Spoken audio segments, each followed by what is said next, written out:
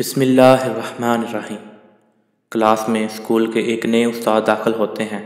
تھوڑا سا تعارف لے دے کر بچوں کا ٹیسٹ لینے کے لیے ایک سوال کرتے ہیں اور اشارہ اس بچے کی طرف کر دیتے ہیں جو کلاس کا سب سے نالائق بچہ ہوتا ہے۔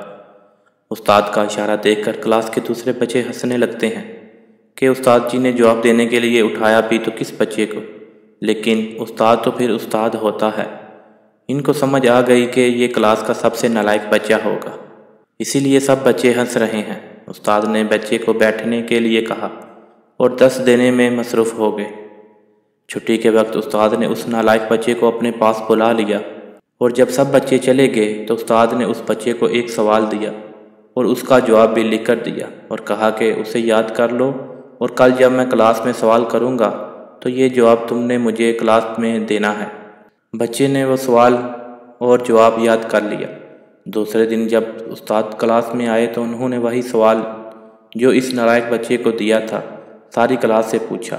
سوال تھوڑا مشکل تھا تو سب بچے خاموش ہو گئے، لیکن وہی نالائق بچہ جس کو استاد نے سوال یاد کرنے کا کہا تھا، اس نے اپنا ہاتھ بلند کیا۔ میں اس سوال کا جواب دیتا ہوں۔ سب بچے جو کل ہنس رہے تھے حیرانگی سے اس کی طرف دیکھنے لگ گئے۔ استاد نے اس بچے کو کہا، ہاں جواب دو۔ بچے نے فر اس سوال کا جواب سنا دیا۔ استاد نے شاباش دی اور اسے بیٹھنے کو کہا۔ اب اس نالائق بچے میں خوشی کے ساتھ ساتھ خود اعتمادی پیدا ہونا شروع ہو چکی تھی۔ استاد روزانہ اس بچے کے ساتھ یہی عمل دہراتے رہے اور پھر آخر وہ دن بھی آ گیا جب وہ نالائق بچہ اپنی کلاس کا سب سے لائق اور پر اعتماد بچہ بن چکا تھا۔ سبق: بچوں کی نفسیات سمجھ کر اگر ان کو ٹریٹ کیا جائے تو ہر بچہ معاشرے کا قابل فرد بن سکتا ہے۔